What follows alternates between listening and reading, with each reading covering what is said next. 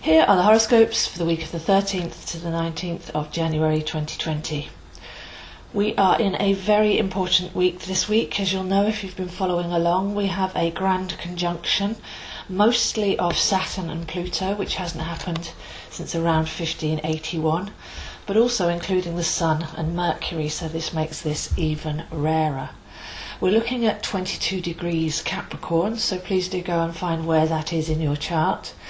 And when I say where that is, which house it's in, and what correspondence, what aspects it has to other natal planets, because this will give you extra layers of personal info as to where this is happening for you and what it means. But this is very, very rare.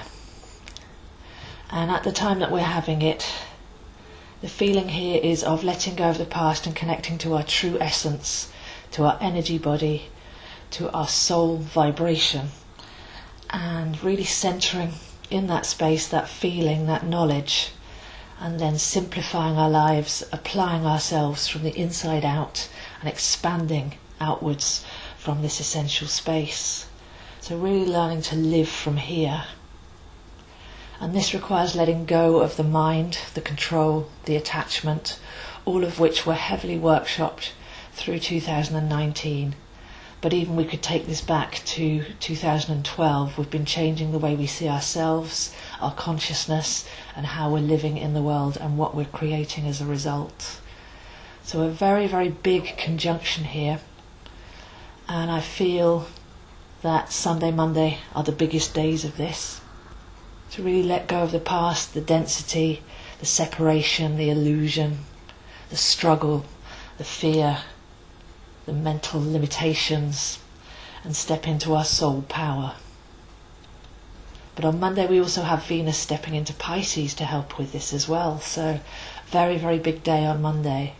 Try not to be too busy, try not to be too distracted. Lots of time for short, soulful meditation. And I feel a good meditation for this is to imagine and meditate upon your soul entering this world.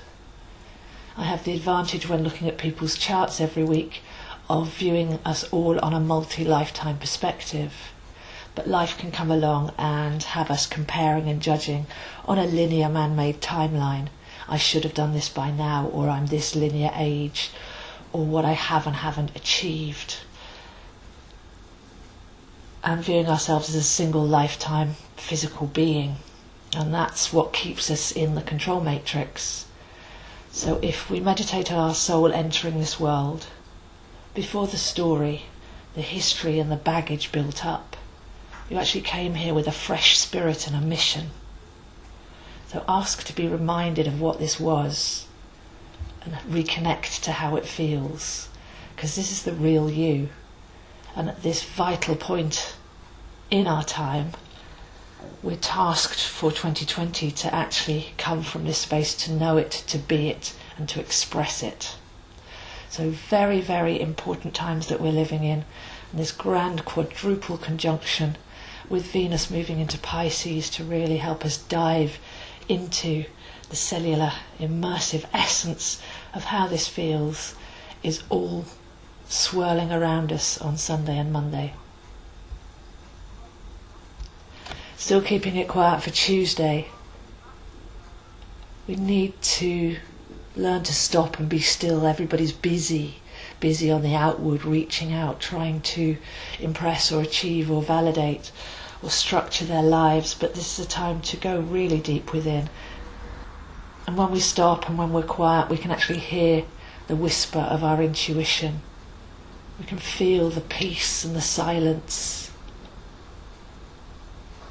sense the subtlety and the magic of life, and reconnect to that spirit and mission more easily.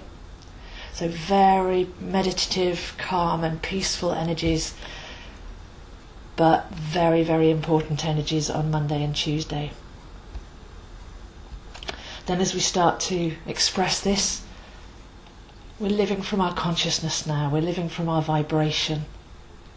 So for the rest of the week to realise that we're a conscious being, we have awareness, we're experiencing our experiences, not caught up in them, battered around by life's fate, and determination. We're actually the ones creating our experiences, as within, so without. So learning to come from our consciousness, learning to tune into our vibration, realizing that we're aware beings, and look at what we're experiencing, what we're creating, and what the meaning of that is. All comes in by Wednesday and Thursday, as we have Venus at a harmonic aspect to Uranus, raising up the heart, liberating the heart, helping us to live from the heart and soul and essence of our being. On Thursday, Mercury into Aquarius, so this speeds things up now as the year begins in earnest. Mercury is where we tune in, and Aquarius is higher thought forms, wisdom, knowledge. It's also vibration. So all is vibration, and you can choose your vibration. This is our real power when we tune in. So as an example, if we get up on autopilot, we're tuning into the collective, normal thought field. But when we become sovereign, we can choose to raise our thought forms, tune into higher thought forms, and express higher energies. So Mercury in Aquarius for a couple of weeks from Thursday onwards. What are you thinking? Is it the collective field? Is it even yours? Can you tune into more sovereign, higher thought forms and express those? Tune into the real power of your ability to change your mind and therefore change your vibration. And as a result, change what you're manifesting and contributing to the world. Theme continues on Friday, the 17th. 17 is the star card in tarot, which is the card of Aquarius. So again, we're multi-lifetime beings, and we have ancient wisdom in ourselves. The wisdom going all the way back to the last age of Aquarius, 26,000 years ago.